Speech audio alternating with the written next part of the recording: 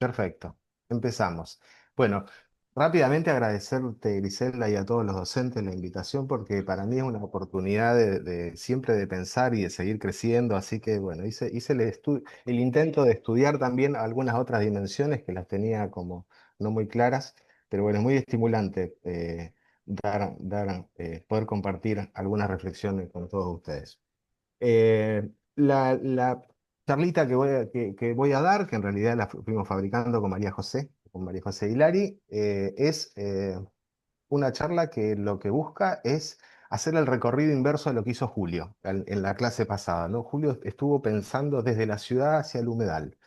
Y lo que vamos a intentar es pensar desde la ciudad, perdón, Julio, claro, desde la ciudad al humedal, lo que vamos a intentar pensar es desde el humedal a la ciudad, porque desde el humedal la ciudad se ve de otro modo.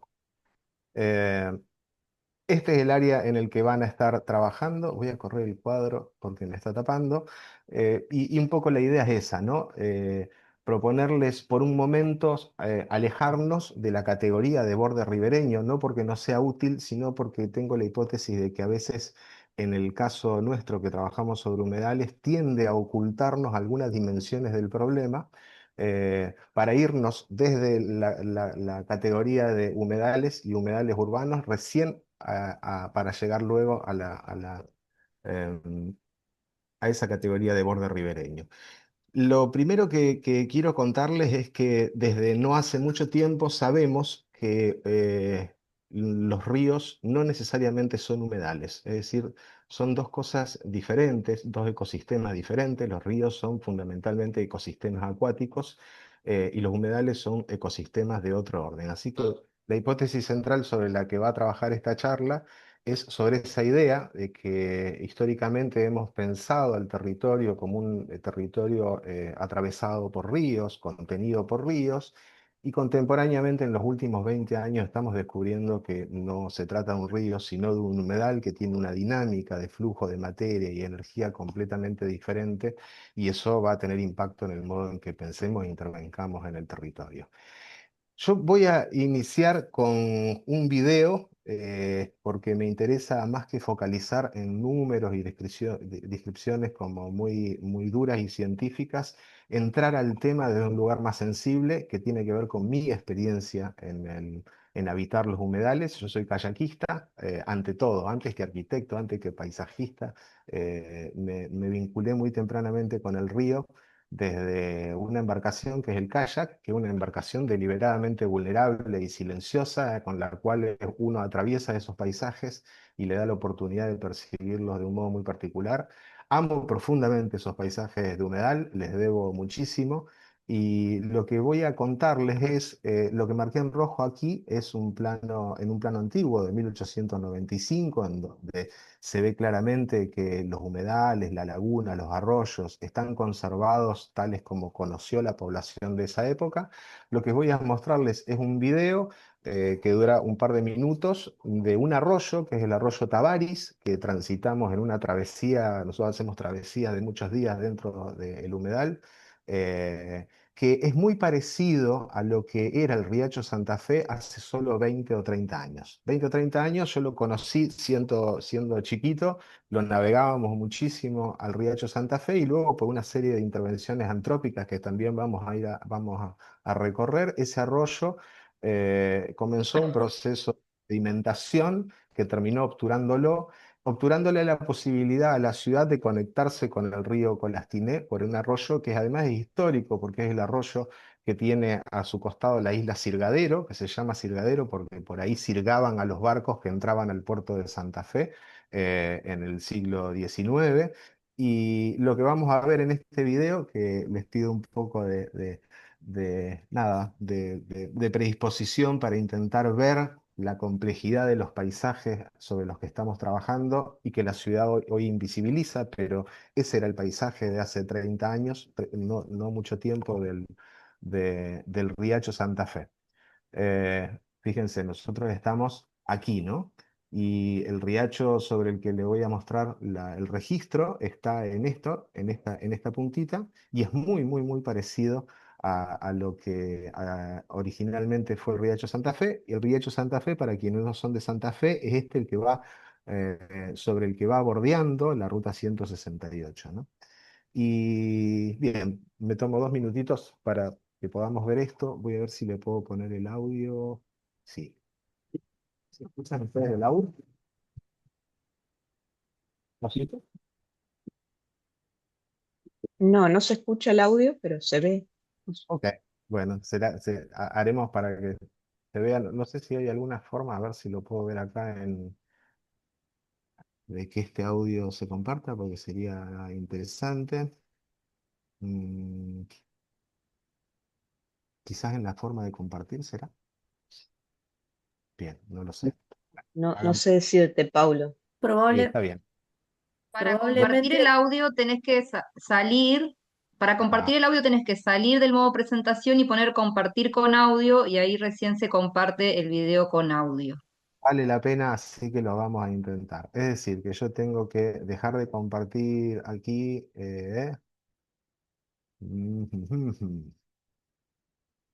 ah, en el botón verde abajo en el share pones salir de eso. aquí. Sí, cuando le das a compartir, Paulo, a la derecha debería aparecerte una barra que dice compartir con audio, compartir video. Cuando vas a compartir las diferentes opciones, normalmente a Ahora, la derecha figura. ahora estoy viendo cómo salir de el compartir. Ajá. Que no lo estoy encontrando. Arriba en rojo no te dice dejar de compartir. Aquí arriba no me lo estoy diciendo. Eh, qué pena. Ujú. Bueno, O volvé a tocar el no botón todos. de compartir. Claro, ahí estoy tocándolo nuevamente, pero parece como que no es. Audio, audio. A ver. Aquí los que saben leer bien inglés deducen alguna opción. A ver, Eh, ahí mm, ahí se ve como una pantalla. Sí, ahí estás compartiendo el Google, la pantalla de, no sé quién está compartiendo, no, Grisel la que está compartiendo ahora. Están Ahí compartiendo los está. dos. Ahí No, está. yo Sí. lo hice a Ah, propósito para ver si salía, para, para ver si claro, Pablo salía, pero no. pero no. Como es múltiple participantes, compartimos juntos. bueno, muy bien. Vuelvo entonces a la presentación. A ver, Gris, si ahí volvió la presentación. Sí, sí, ahí Bien. estamos viendo, pero que no es Ujú. pantalla completa. Pantalla completa. Ahora lo pasamos a pantalla completa. Y bien, vamos a ver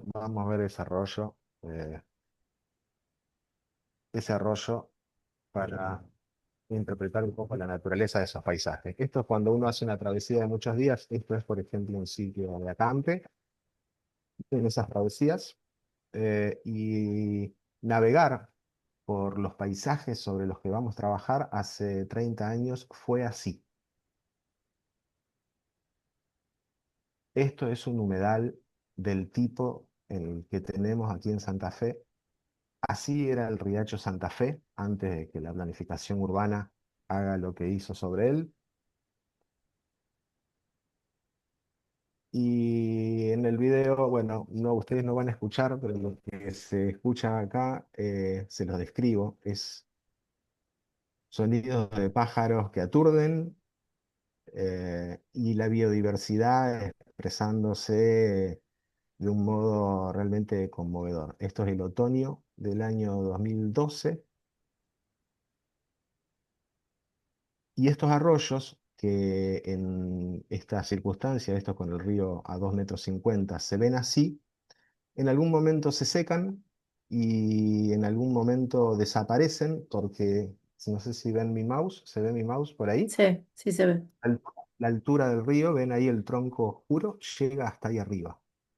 Es decir, nosotros tenemos en nuestros humedales una particularidad que es que la distancia entre la creciente y los momentos de bajante, la diferencia de niveles de 8 metros habitualmente. Eso hace que estos paisajes sean muy cambiantes, pero además que en ellos sobreviva un universo de especies que están perfectamente adaptadas a ese pulso de inundación. Conocer estos paisajes desde esta perspectiva, que es la de transitarlos, da la oportunidad también de imaginar su restauración, ¿no? Que es una de las hipótesis sobre las que voy a charlar en lo que sigue. Restauración que en realidad tiene oportunidades en la medida de que podamos recuperar el flujo del agua, porque estos son paisajes modelados por el agua y han tenido una transformación a través de las obras de ingeniería desarrolladas sobre la Ruta 168 que ha modificado el flujo del agua y con ello el flujo de biodiversidad, y con ello el flujo de sedimentos. Y bien, aquí tenemos una oportunidad bastante interesante que yo la veo asociada al diseño urbanístico. Eh, Así que la primera hipótesis que quiero aportar es que Santa Fe, sabemos hoy, no es una ciudad entre ríos, conceptualmente desde el punto de vista de la ecología del paisaje, sino una ciudad entre humedales.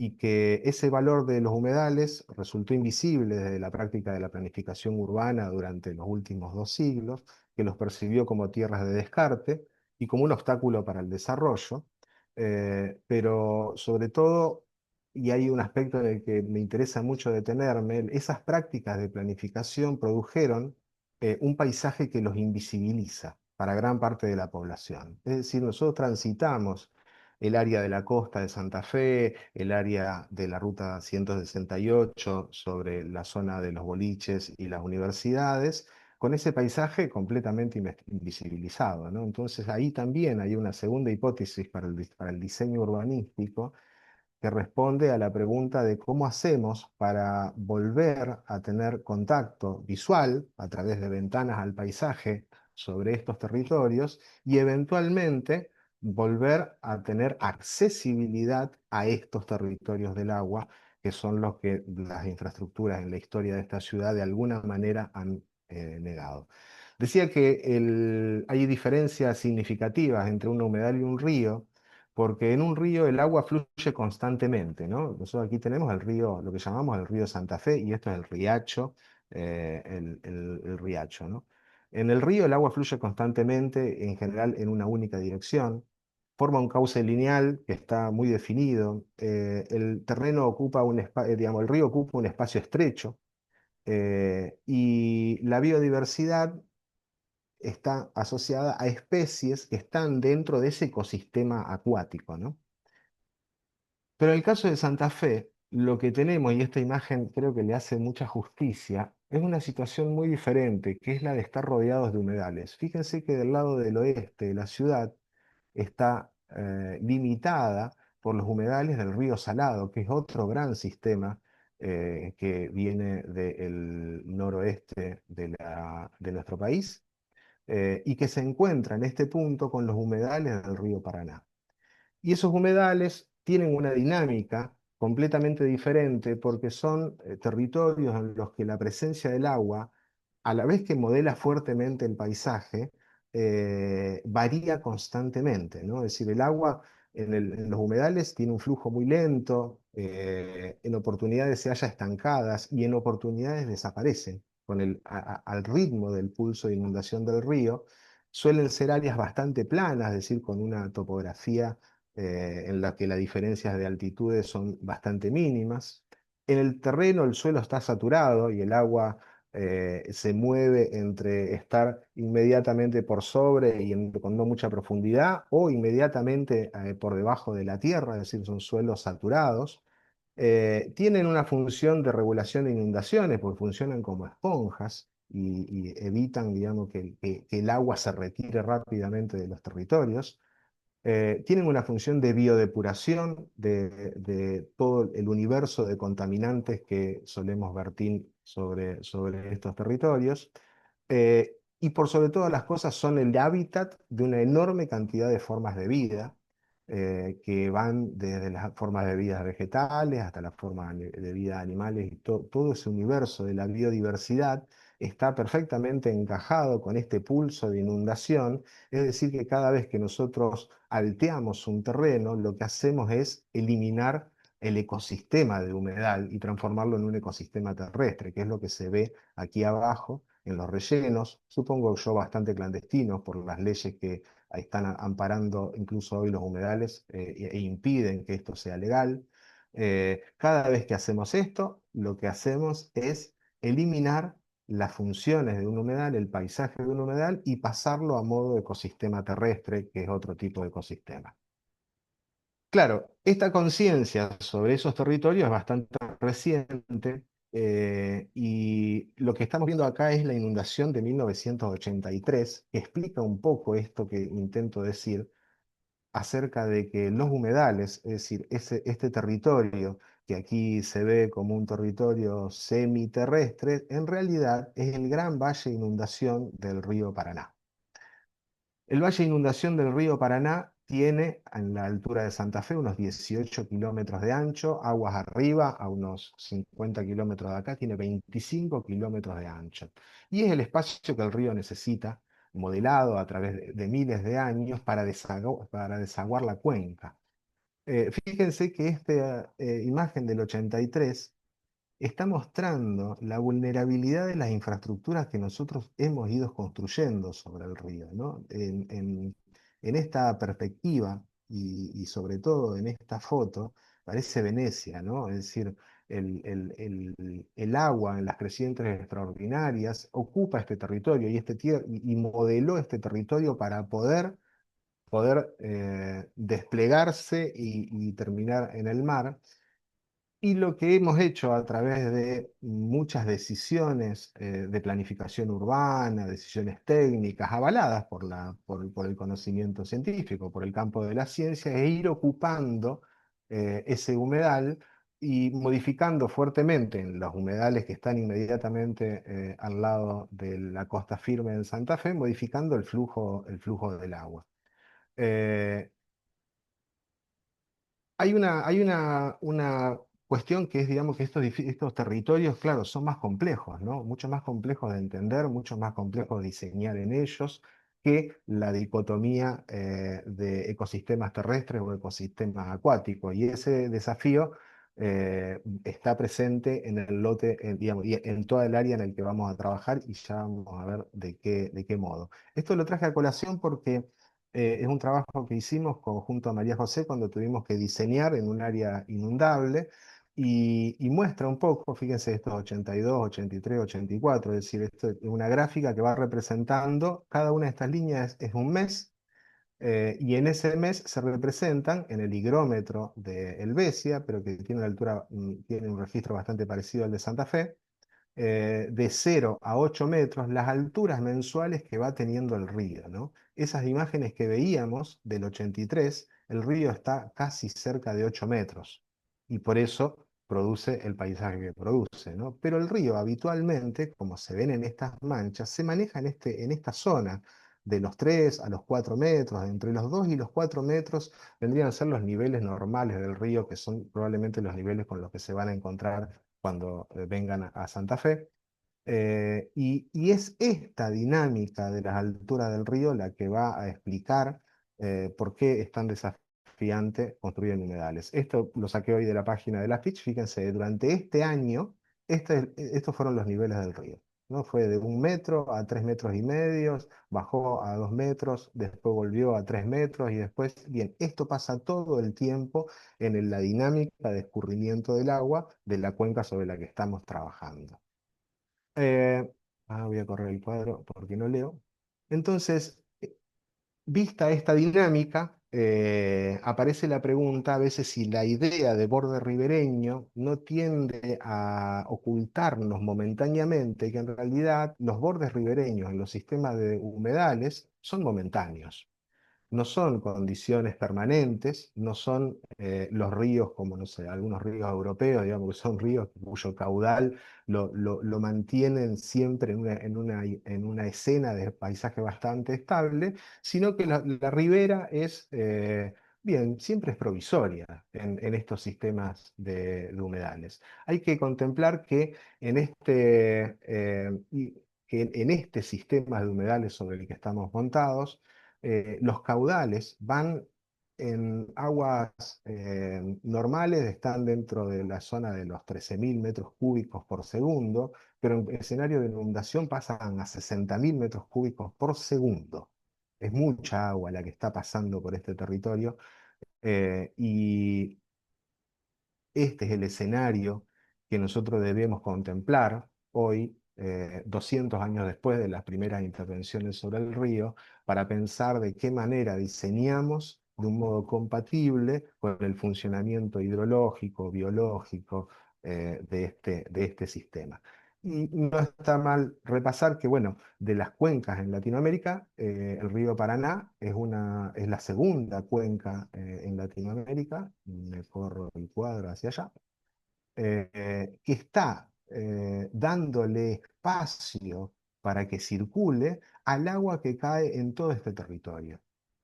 Es decir, y cada uno de estos territorios además va a estar aportando biodiversidad, agua con componentes completamente diferentes, ¿no? El Bermejo va a ser el que le aporta el color marrón al río que tenemos, por eso cuando uno va arriba del río Bermejo, se encuentra con que el Paraguay es transparente, y el Paraná también. Es decir, son ríos que cuando se encuentran, bueno, hay uno que viene bajando desde Salta, que le aporta el 80-90% de los sedimentos, que son los que después terminan por hacer avanzar al frente del delta sobre el río de la Plata, que crece varios metros por año desde hace miles de años. Así funciona el sistema de un modo completamente interconectado, y eso hace que las apropiaciones de infraestructura que hemos desarrollado durante el siglo pasado, bueno, sean bastante frágiles, porque en realidad estamos frente a un ecosistema que está transportando el excedente de agua caída en todo este territorio que va hasta Brasilia, inclusive, ¿no? Me pareció interesante pasar rápidamente por la pregunta más técnica, digamos, sobre qué es un humedal. La realidad es que hay una historia en el descubrimiento de estas formas de ecosistemas, diferente a la de los terrestres y diferente a los acuáticos, que llevó a que en Argentina, durante muchos años, los equipos de investigación se dediquen a tratar de preguntarse y entender cómo definirlos a los humedales. Y en el 2016 aparece una definición sobre la que se establece un acuerdo, que es una gran cantidad de talleres que hace el Ministerio de Ambiente y Desarrollo Sustentable hacia un inventario nacional de humedales. Y dice, un humedal es un ambiente en el cual la presencia temporaria o permanente de agua superficial o subsuperficial causa flujos biogeoquímicos propios y diferentes a los ambientes terrestres y los acuáticos. Los rasgos distintivos la presenta de una biota adaptada a esas condiciones, comúnmente de plantas hidrófilas o suelos hídricos o sustratos con rasgos hidromórficos. Es decir, que también la biodiversidad que nosotros nos vamos a encontrar acá es muy diferente a la biodiversidad que vamos a encontrar en los ecosistemas terrestres y en los ecosistemas estrictamente acuáticos como los ríos. Comparten las especies, eh, porque las especies no es que se mueven por compartir, digamos, no es que quedan en los comportamientos estancos, pero el humedal tiene la característica de soportar formas de vida que están muy especializadas en esos pulsos de inundación y esas dinámicas propias de los humedales. Sintéticamente, para que se visualice el esfuerzo que implicó poder científico y social, digamos, poder instalar esta idea de que los humedales no son ríos, son un ecosistema diferente a los de los ríos, hay que nombrar que en 1971 Argentina adhiere a la Convención Internacional Ramsar, que es una convención sobre humedales que se da en la ciudad de Ramsar y que parte allá en la década del 70 por haber identificado de que los humedales son sitios prioritarios de conservación para aves. Es decir, esa era la imagen que se tenía en ese momento, porque las aves daban cuenta del nivel de biodiversidad que tenían esos ecosistemas en particular. Entra en vigencia en el 75, en el 90 arrancan los estudios científicos sobre humedales en el mundo, es decir, arrancan con intensidad. Y Argentina logra en 2013, 2017 y 2019 avanzar en el desarrollo de inventariar los humedales. Que los humedales, vamos a verlo, si quieren, vamos. acá. Eh, los humedales en realidad tienen esa característica, ¿no? De tener, de funcionar secos y funcionar inundados, y en realidad en el país tenemos muchísimas formas de humedal, ¿no?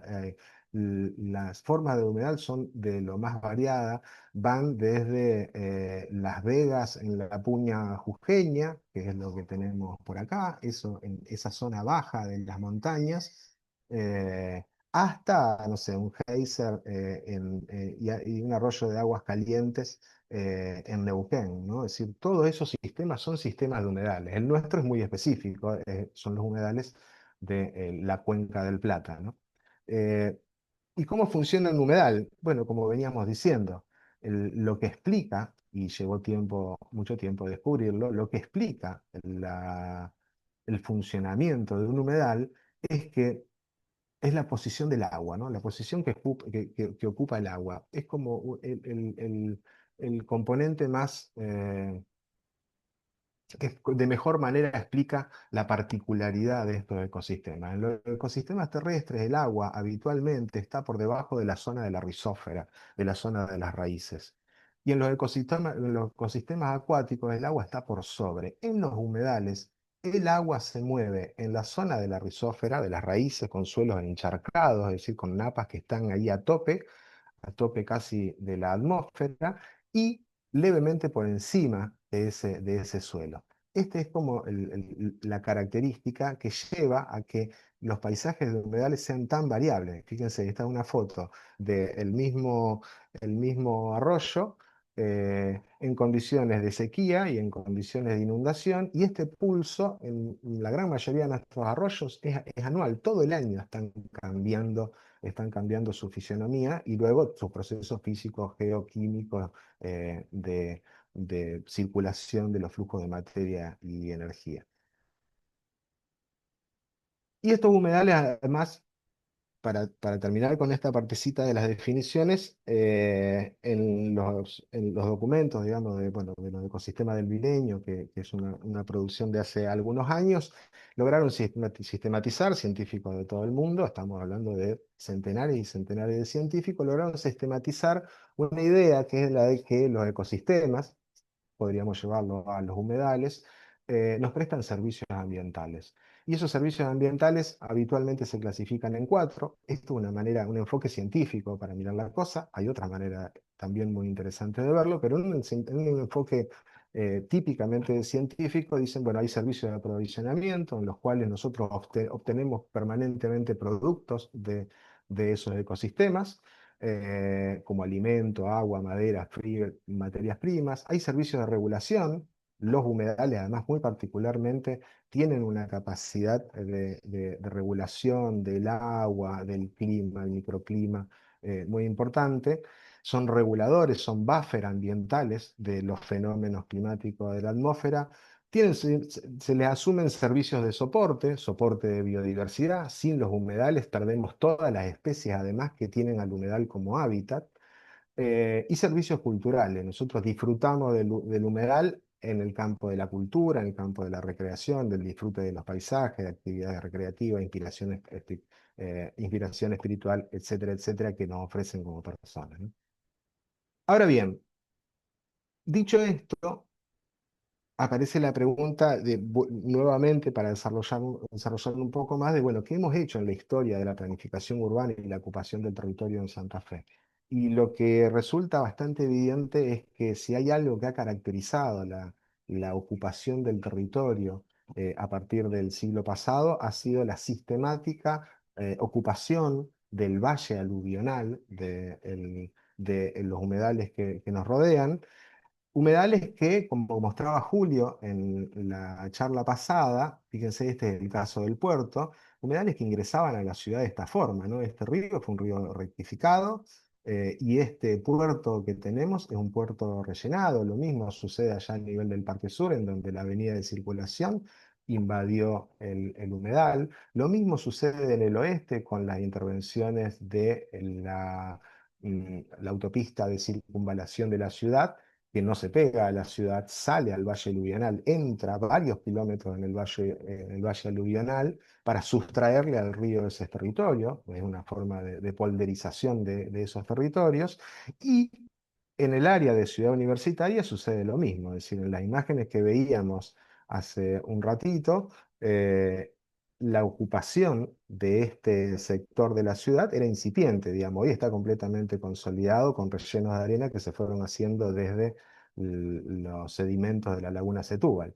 Pero en realidad no fue hasta hace mucho que estos territorios eran esponjas por las cuales circulaba el río, que contenían arroyos, como los que estuvimos viendo, y cumplían desde el punto de vista ambiental las funciones de humedal. Bien, nosotros hemos ido en la ocupación del territorio, le hemos ido sustrayendo al humedal a través del alteo de terreno zonas, y al hacerlo modificamos la dinámica hidrológica de este territorio con impactos en varios niveles, digamos. Uno de esos niveles tiene que ver con la biodiversidad. Si uno va al estacionamiento de la ciudad universitaria, se va a encontrar con 40 árboles plantados que hace 10 años están tratando de crecer. Y el estacionamiento actual de la Facultad de la Reserva Universitaria fue hasta hace 10 años un humedal. Es decir, todavía estamos haciendo contemporáneamente rellenos desde los organismos públicos y oficiales porque hubo un plan urbano que lo habilitó.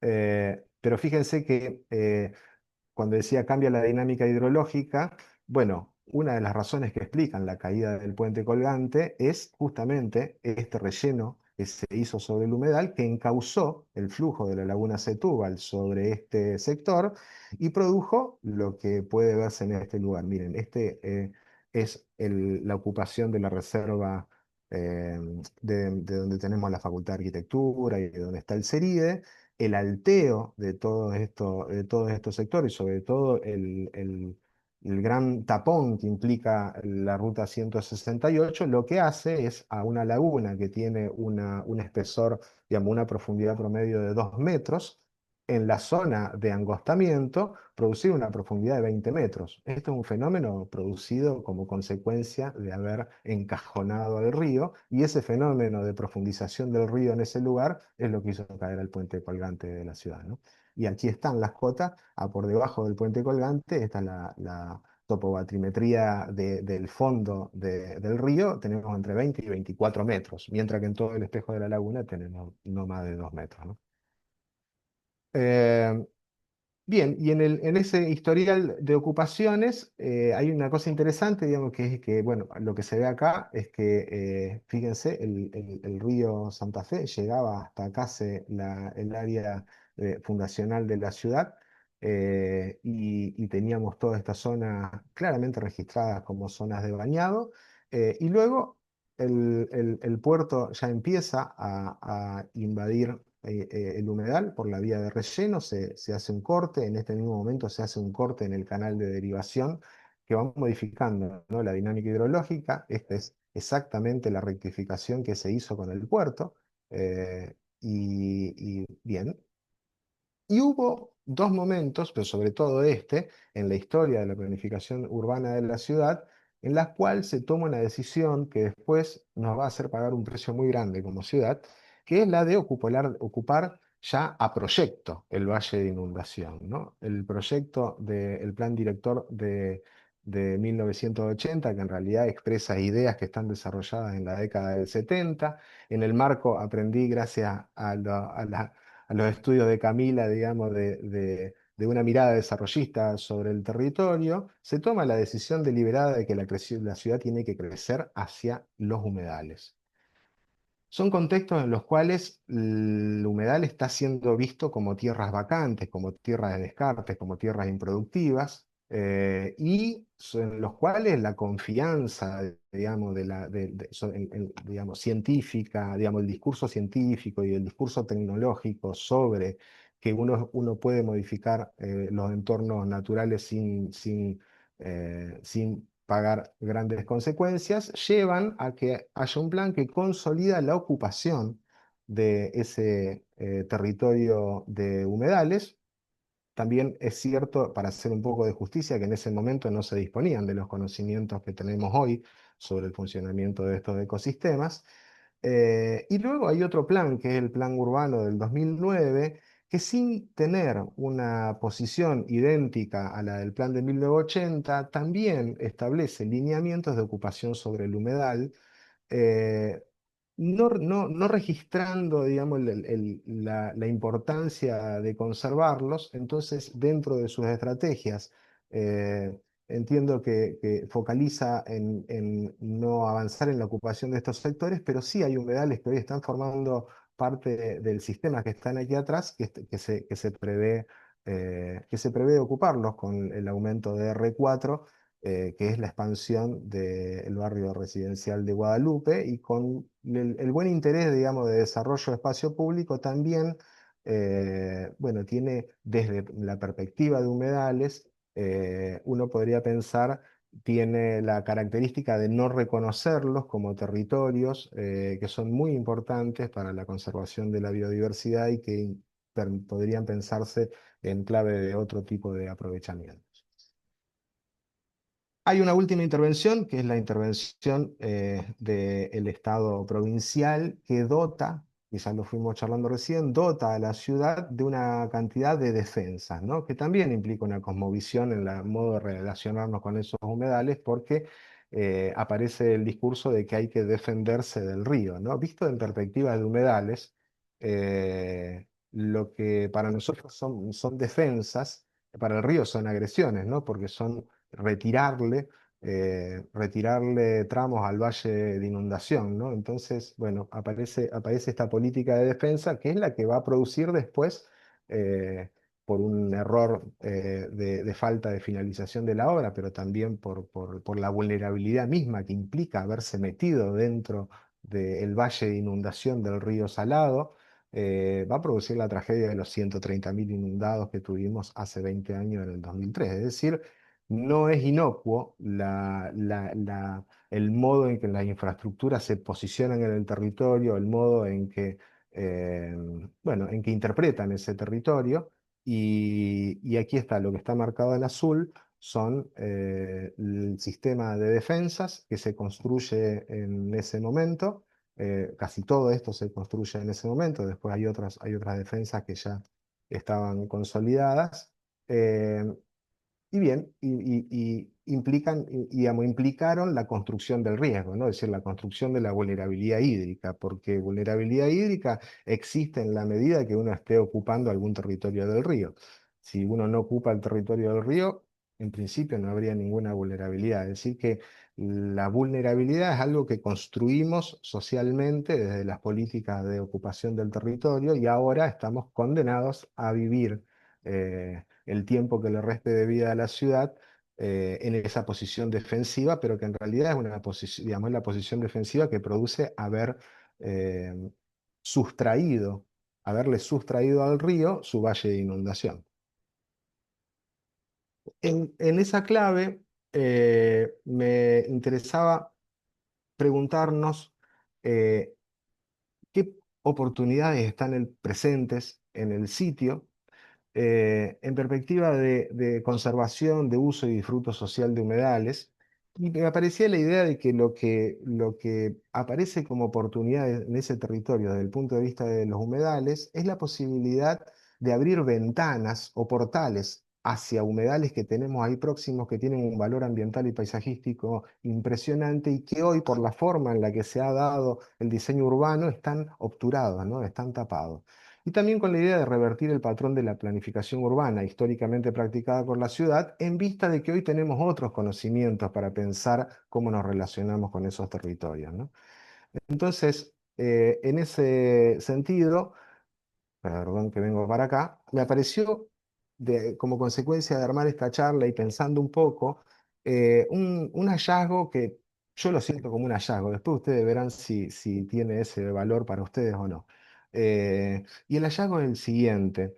En el área en el que van a trabajar diseñando, que es del lado de la costa este, es este sector, aparece esta isla, que es la isla Silgadero, ¿no?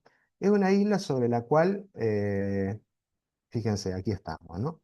Es decir, la isla Silgadero es esta, que tiene como limitantes por este lado el Riacho Santa Fe, y digamos, por este lado el Riacho Santa Fe y por este lado el río Santa Fe. Claro, el área de intervención, inevitablemente, por la forma que entiendo piensan el paisaje, incluye sectores, porque, bueno, porque el paisaje no admite digamos, delimitaciones estrictas en los límites de propiedad, sino que entra en la mirada también, ¿no? Y aquí aparece la Vuelta del Paraguayo, y aparecen alteos, y aparece humedal. Entonces, estudiando un poquito ese sector, me pasó de descubrir en la información que está pública en el IDEF, que la isla Silgadero tiene solo 3 partidas inmobiliarias.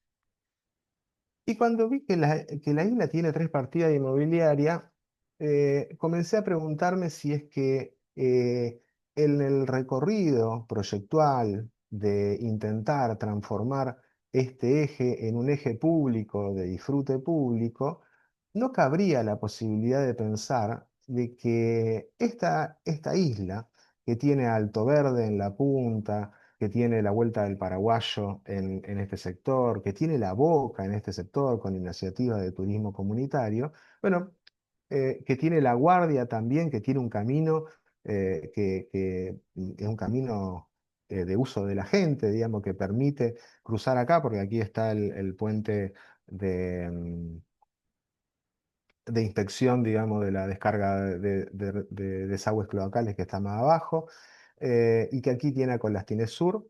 Eh, Me pareció interesante pensar en la posibilidad de que ese territorio sea pensado como una puerta de acceso al humedal, como infraestructura de la ciudad.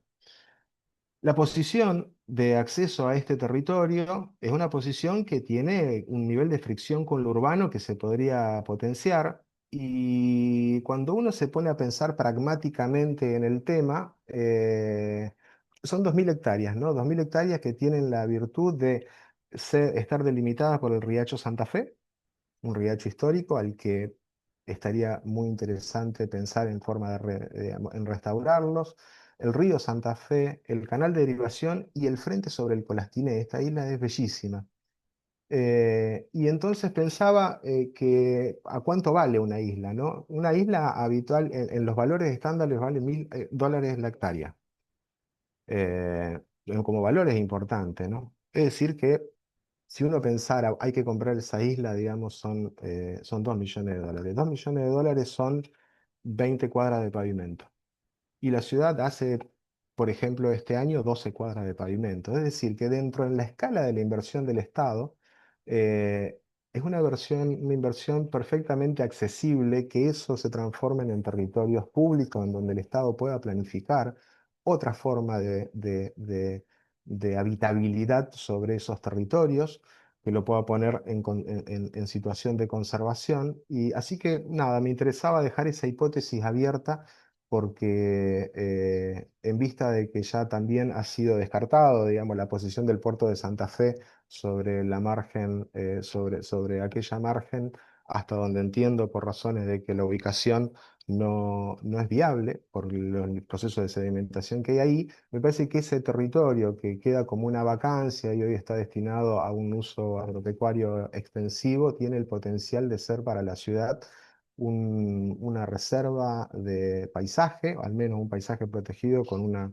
potencia enorme para pensar desde ahí políticas de restauración de los ecosistemas.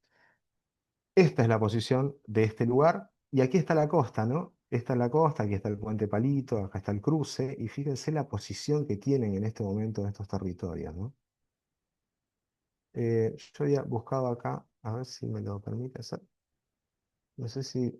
tiene que abrirlo. Eh, eh, es una navegación rápida por eso. Me va a llevar un lindo tiempo. A ver si lo logramos.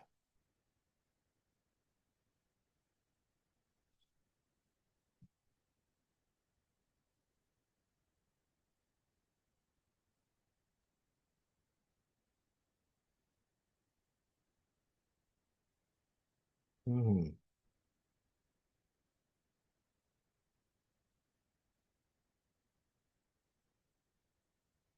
no le quiero cerrar por temor a que se cuelgue la máquina, pero pensé que debería hacerlo. Ahí está. Bueno, listo. Eso es una navegación rápida, pero tiene unas relaciones respecto de la diversidad de lo que está sucediendo a raíz que realmente me llamó mucho la atención. No lo había visto nunca de ese modo y se lo quería compartir por si sirve de insumo para pensar esos proyectos de la costa, ¿no? Ahí está Alto Verde, ¿no? Esta es la zona de la Boca, donde ya hay iniciativas de turismo social, y tiene la virtud de conectar con el arroyo, con el río Colastiné. Me parece un gran área para abrir una discusión pública acerca de si eso no tendría que transformarse en un bien colectivo, eh, que pueda gestionar la ciudad, eh, más por cuanto el valor de esas tierras en el estándar del valor de la isla es algo que para el presupuesto municipal incluso, eh, es perfectamente posible, solo habría que cambiar prioridades de inversión, es decir, son 20 cuadras menos de pavimento. Dicho esto, volvemos al... Ah, y ahora yo me fui y ¿cómo vuelvo? Descartar. A ver. Y ahí está. Y esto también lo digo en el marco de que la nueva constitución, firmada hace muy poquito, tiene 5 puntos ambientales, en donde por primera vez en la historia constitucional de la ciudad se protegen a los humedales y el derecho al agua. Es decir, hay como un contexto muy amable, constitucionalmente, jurídicamente, de protección de humedales en los cuales quizás sería perfectamente posible pensar en estas cosas. De lo que veníamos charlando, bueno, aparecen principios de diseño en humedales que están, sobre los que hay bastante consenso, digamos, porque también inevitablemente cualquier intervención sobre este sector va a implicar probablemente estar pisando humedales en algún momento. Entonces quería compartirles que como principios de diseño muy consensuados, lo que se considera es que lo que uno debiera es siempre intentar recuperar la conectividad de los cursos de aguas tal cual como sucedían originalmente, y si no propiciarla. A veces restaurar es cambiar, es modificarlo al territorio, como vamos a ver en los proyectos dentro de un rato. A veces restaurar implica producir disturbios deliberados en el territorio para que el territorio vuelva a recuperar funciones ambientales. Es decir, que la dicotomía, digamos, conservación y desarrollo no es tal cuando se trata de la naturaleza. A veces para restituir servicios ambientales hay que disturbiar y darle nueva oportunidad a esos territorios, modificándolos para que vuelvan a cumplir los servicios ambientales que cumplían antes. Eh, Siempre es importante estudiar las perspectivas de cómo funciona el agua, porque si es que estamos en zonas activas de transformación, de ríos de meandros, o estamos en zonas que están más estabilizadas. Acá lo que sucede con esta isla Sirgadero es que está bastante más apagado, digamos, el proceso de transformación de esos territorios del agua, porque la ruta 168 tiene solamente uno o dos aliviadores que están metiéndole agua de costado. Siempre va a ser importante entender la cobertura vegetal que se está produciendo. Por ejemplo, en el área de rellenos aquí lo que tenemos es una cobertura vegetal, son todas exóticas e invasivas, producto de tierra que viene de la ciudad y se vuelca en ese lugar, ¿no? Y coloniza, entonces está lleno de ricino, está lleno de especies que no son del humedal. Y en todo caso están ahí tratando de desarrollarse en un ecosistema cuasi terrestre, pero lo que sucede en un humedal es que la vegetación también está cambiando todo el día, ¿no? Y que los bosques se desarrollan así, como bosques en barra. Entonces siempre es importante mirar esa vegetación y tratar de entender en qué momento está, si está arrancando el proceso de sucesión ecológica o ya está en un punto clímax del desarrollo. Eh, y hay un principio clave que es conservar la inundabilidad. Si uno quiere que un ecosistema siga funcionando, hay que conservar esa capacidad de la altura del terreno de inundarse y formar parte del flujo de inundación. Y un desafío muy particular que es el de entender estos paisajes en movimiento, ¿no? Hay un ejemplo que no tengo fotos acá, pero que es interesante, que es, por ejemplo, en el Parque Nacional Predelta. Son en general arquitectos acostumbrados a trabajar en paisajes que son bastante estáticos. Nos resulta muy desafiante trabajar en humedales porque los humedales están cambiando todo el tiempo, ¿no? Entonces yo veía hace un tiempo que las pasarelas del Parque Nacional Predelta, hace 5 años, atravesaban bosques, ¿no? Pero claro, en la dinámica del humedal esos bosques son de vida corta y mueren. Entonces ahora todo el diseño de circuitos y de pasarelas quedó levemente absurdo, porque desaparecieron los bosques, entonces no está más el itinerario de atravesar esas unidades de paisaje, porque los bosques desaparecieron y se hicieron a 1 kilómetro de distancia. Ahí hay un desafío muy fuerte en el diseño para tratar de pensar intervenciones que tengan la chance de correrse o tengan la versatilidad de ir aprovechando los valores paisajísticos que se van produciendo en el humedal y que a veces se modifican fuertemente después de una crecida excepcional. Y como principios de diseño en humedales, bueno, no indicar, no producir diques, no polderizar, no rellenar y no contaminar son como principios recontra elementales que deberían tenerse muy presentes a la hora de pensarlo. Y después hay otros conceptos útiles que tienen que ver con la infraestructura verde, esta idea de pensar que la vegetación no es una cobertura vegetal solo en el ecosistema, sino que en el artefacto de las ciudades es una infraestructura que hace posible la vida en la ciudad. Pensar, ahora se desarrolló mucho el concepto de infraestructura azul, que tiene que ver con estos sistemas purificando agua. Piensen que Santa Fe eh, se apoya en los servicios ecosistémicos de este humedal mucho más de lo que en general estamos dispuestos a aceptar. Por ejemplo, en que, bueno, Santa Fe tiene el 60-70% de su planta urbana tiene red cloacal. Esa red cloacal no tiene procesamiento, no hay planta de procesamiento en Santa Fe, por lo cual estamos tirando al Colastiné 70.000 metros cúbicos por día de líquidos cloacales sin contaminar. Si nosotros no tuviéramos humedales, ese líquido cloacal ya nos hubiera enfermado a todos. Lo que sucede es que el río tiene una enorme capacidad de biodigerir contaminantes. La verdad es que no conocemos un límite. Hoy estamos empezando a registrar niveles de contaminación que dan cuenta que el río ya no puede con lo que le estamos tirando. Rosario también tiene la misma situación que Santa Fe, desagua 400.000 metros cúbicos por día de promedio de líquidos cloacales directos al río Paraná. Es decir, que los humedales en realidad lo que están, digamos, como buenos riñones del planeta que son, lo que nos están permitiendo es que no terminemos tapados de líquidos cloacales. Estos vendrían a ser como estas cuestiones, digamos, del reconocimiento contemporáneo de los servicios que nos están brindando y de en qué medida dependemos de esos servicios, pero a su vez de la circularidad del problema de la salud, ¿no? Hay Daniel Berseniasi, que es un médico rosarino, insiste mucho con una idea, digamos, de la idea de una sola salud. Ellos dicen, esto de pensar la salud humana y la salud ambiental de un modo separado, ya el tiempo demuestra que no es sostenible, digamos, no hay posible salud humana sin salud ambiental. Y hoy lo vemos porque, por ejemplo, el agua que tomamos en este momento, por ejemplo, no tiene protocolos para la identificación de todo un universo de contaminantes, dentro de los cuales está el glifosato, porque no existe el protocolo para identificar glifosato en el agua. Entonces, el agua que tomamos quizás tiene glifosato. Y a su vez, bueno, hay los peces que comemos, las investigaciones recientes de las Manovich y otros equipos técnicos de Paraná están indicando que ya tienen contaminación de cóctel de agroquímicos en los músculos. Es decir, que finalmente lo que le estamos haciendo al humedal está volviendo a nuestra mesa en la forma de agua, en la forma de alimentos. Entonces, bueno, ahí está esta idea de que los humedales además son infraestructura azul y infraestructura verde de la ciudad, sin la cual la ciudad no podría explicar cómo hace para manejar su metabolismo, ¿no? Y por último, le quería compartir algunas de las que se consideran buenas prácticas en la gestión de humedales.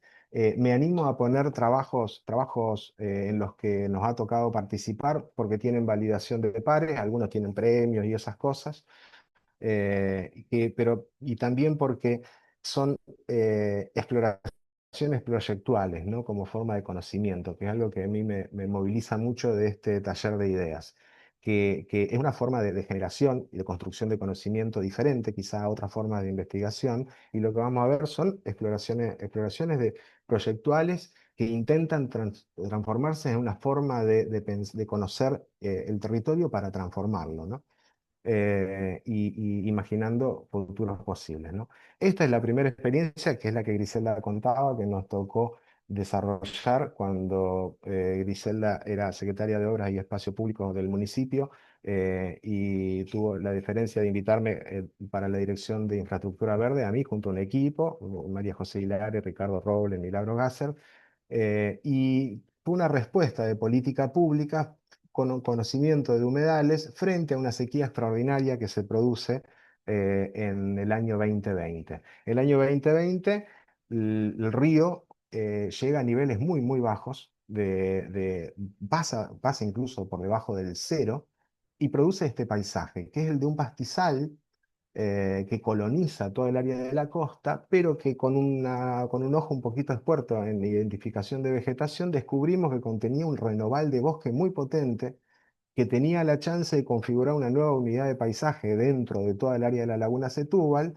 y que además de proveer los servicios de habitabilidad, sombra, soporte de biodiversidad, tenía el potencial de poder biodigerir contaminantes de los que acomete los sistemas pluviales a la laguna Setúbal. Entonces tomamos la decisión de protegerlos, lo cual nos valió muchísimas críticas, y yo todavía tengo en las redes gente puteándome en colores por eso, pero la verdad que ahí las convicciones nos llevaron a tomar esa decisión, y esa decisión de conservación lo que produjo fue un suspender las tareas de remoción de vegetación que hacía históricamente la municipalidad, y le dio oportunidades a un bosque.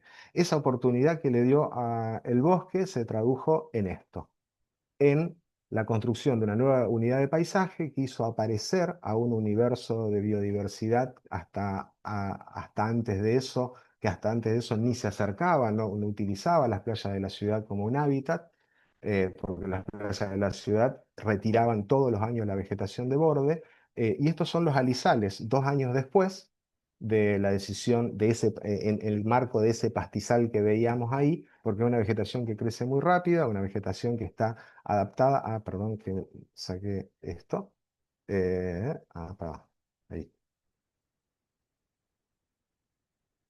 a ver acá, ahí está. Es una vegetación que está adaptada a ese pulso de inundación. Le abrió la posibilidad a otros usuarios de paisaje que no tenían chances en el modo en que manejábamos el paisaje antes. Antes el paisaje se manejaba de un modo marítimo, ¿no? Con la idea de una playa de arena en contacto con el río. Pero claro, ese paisaje marítimo es diferente a los ecosistemas donde trabajamos, porque el mar no siembra árboles, pero el río sí. El río continuamente está pujando por renaturalizar la costa. Entonces el costo del presupuesto era importante, y opinamos nosotros en ese momento que no tenía sentido esas derogaciones presupuestarias, y que teníamos en realidad ahí la posibilidad de aprovechar una forma de paisaje que a su vez lo que el río estaba diciendo, que como proceso macrofísico dentro de los humedales, el río estaba diciendo, señores, acá va un bosque.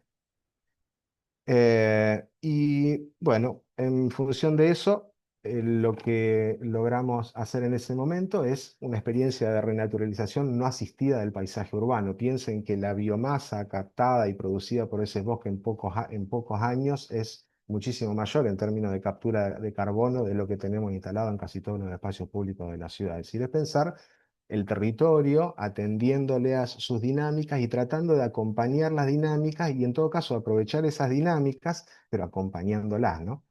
Y ahí aparecieron entonces a nivel proyectual algunas ideas sobre cómo podía aprovecharse esta nueva unidad de paisaje que se estaba construyendo, que bueno, que finalmente quedaron en la nada, pero que en algún sentido muestran esto de cómo intervenir en humedales también implica estar atento al aprovechamiento de oportunidades en el proceso de transformación que van teniendo esos paisajes en las dinámicas naturales, ¿no?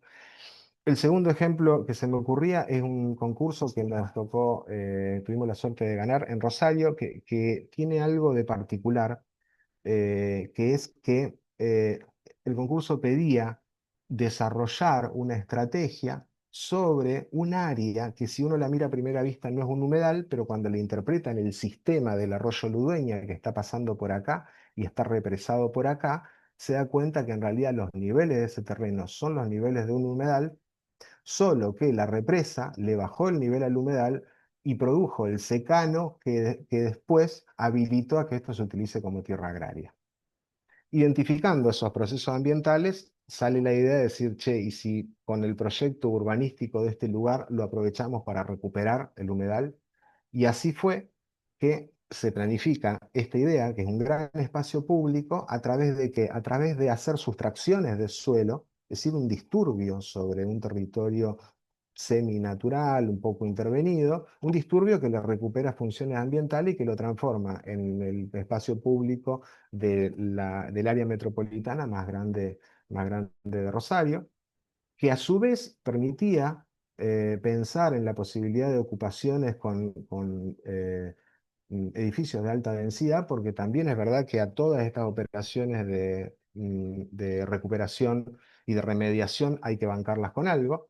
Y entonces apareció una idea de decir, bueno, por la vía de mecanismo de captación de plusvalía urbana, uno podría pensar en recuperar un humedal, transformarlo en un gran espacio público como un equipamiento ambiental, recreativo, metropolitano, y a su vez bancarlo con inversión que pueda organizarse desde el mundo privado, modelos de desarrollo para pensar. Y también está bueno pensar que en el contexto de esto, que fue un proyecto que tuvo un premio por el ECOM, el Ente de Coordinación Metropolitana, Banco Interamericano de Desarrollo, Municipalidad de Rosario, es decir, muchos actores que están interesados en la cosa, después en la práctica, esta era la propuesta, en la práctica pasó esto. Unos 5 o 7 años después, el lobby de los operadores inmobiliarios lo transformaron en countries. Y 3 countries, probablemente 200 familias, están hoy ocupando este territorio que a todas luces se nota que es un humedal por la cobertura vegetal que se ve acá. Que también tiene que ver con, bueno, así son las lógicas de la ciudad, ¿no? Es decir, uno va disputando sentidos sobre cuál va a ser el destino de esos territorios. Y el último ejemplo que querría mostrar, y en realidad es una invitación a investigarlo, porque no soy erudito en la obra de Kong Xianxu, es un arquitecto chino, un arquitecto paisajista chino, que ha desarrollado probablemente las experiencias más interesantes que se conocen en las últimas 2 décadas de intervención en humedales para recuperar funciones ambientales, habilitarlos a el uso público, con un estudio que se llama Turenscape. Quien no lo conozca, capaz ya lo conocen todos, pero quien no lo conozca, googleen en la página del estudio, hay una cantidad de información valiosísima. Y Conscientious aporta una serie de conceptos que me parece son muy pertinentes. El primero de ellos es la idea del riesgo ecológico y de la seguridad ecológica, ¿no? Nosotros en Santa Fe hemos tenido una política de manejo del riesgo hídrico que ha sido muy importante y nos ha permitido no tener más catástrofes. Pero hay una noción bastante superadora, que es el riesgo ecológico o la seguridad ecológica, dentro de la cual quizás se podría inscribir este diseño urbanístico de apropiación y de desarrollo sobre la costa, y que tiene que ver con pensar otras dimensiones, no solo lo hídrico desde el punto de vista mecánico, que es un concepto que me parece para la planificación urbana es muy potente. El caso de las obras que vemos acá de este arquitecto están desarrolladas en un país en el que el Estado planifica absolutamente todo, por lo cual ni bien logró cooptar el interés de la política pública, bien, o sea, hay ya una cantidad enorme de ciudades que desarrollaron estas estrategias para remediar sus paisajes y construir espacio público. Hay otro concepto que es muy interesante, que es el de ciudad esponja, esa idea, digamos, de que la ciudad debe retenerla al agua para recargar acuíferos, para sostener una cantidad de formas de biodiversidad, implica correrse del paradigma mecanicista en el manejo de agua. Y bien, esto está muy en consonancia con los problemas ambientales contemporáneos que estamos padeciendo, que tienen que ver con una pérdida terrible de biodiversidad y de coberturas vegetales capaces de soportar formas de biodiversidad, y con el cambio climático que además nos viene pisando los talones y le mete mucha incertidumbre al futuro del agua, y nosotros estamos en un territorio del agua, ¿no?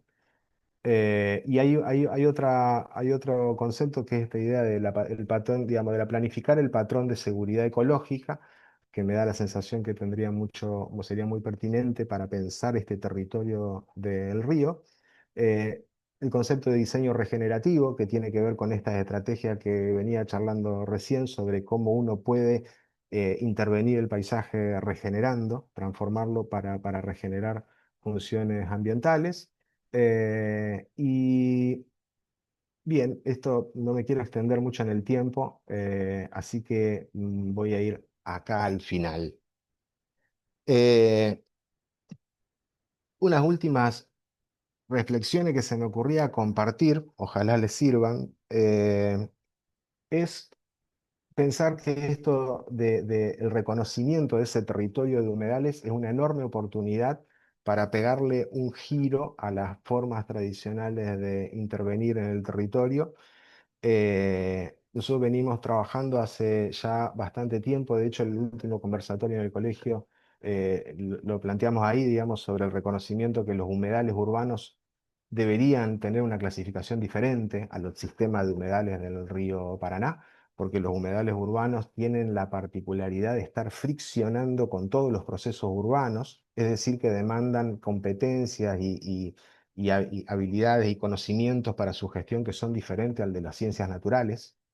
Y este humedal, el subsector de humedal de la isla Sirgadero, es un humedal que tiene una complejidad socioambiental muy interesante, muy potente, y que además ya muestra niveles de degradación que requerirían, en nuestra opinión, alguna atención para tratar de revertirlo, ¿no? Ese riacho Santa Fe, que decía fue la vía de comunicación de la ciudad con el río Paraná durante al menos 200 años, hoy muestra niveles de contaminación altísimo como consecuencia de que el flujo de agua se desconectó del río Colastiné, y se desconectó por alguna dinámica natural que se produce de sedimentación en la punta, pero por sobre todo por la intervención antrópica de haberle puesto columnas adentro del curso de agua. Cuando uno pone una columna en un curso de agua, modifica la hidrología, entonces ante el primer embalsado de Camalote empezó a sedimentar y se tapió.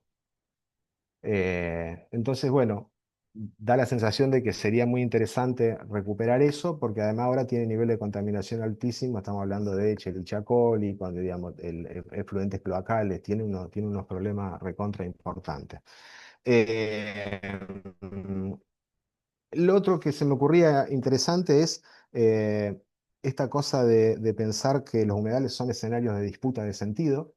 Pasa en la intervención de la costa, pero también está bueno ver que las amenazas que hoy se ciernen sobre todo el sistema de humedales del país tiene que ver con una disputa que hay de generar plusvalía en esa tierra.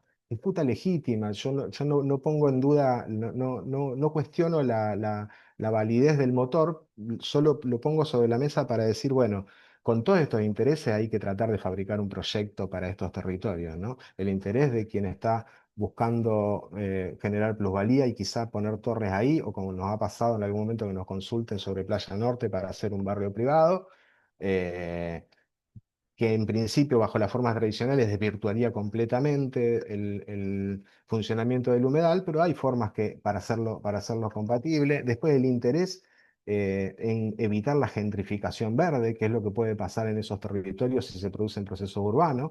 Gentrificación verde en el sentido de que siempre el capital inmobiliario va a buscar generar una plusvalía, y esa plusvalía pasa acá en mi barrio donde estoy yo, digamos, vinimos la clase media y se le terminó encareciendo la vida a todo el sector popular que vino al revés. Es un proceso como una especie de fatalidad a la que hay que tenerlo en cuenta. Entonces también eso de que el humedal es un escenario de disputa, también te obliga a preguntarte para quién uno diseña y cómo hace para conciliar muchos intereses que a primera vista parecen encontrados y que a veces el diseño puede resolver y lograrles un acuerdo común.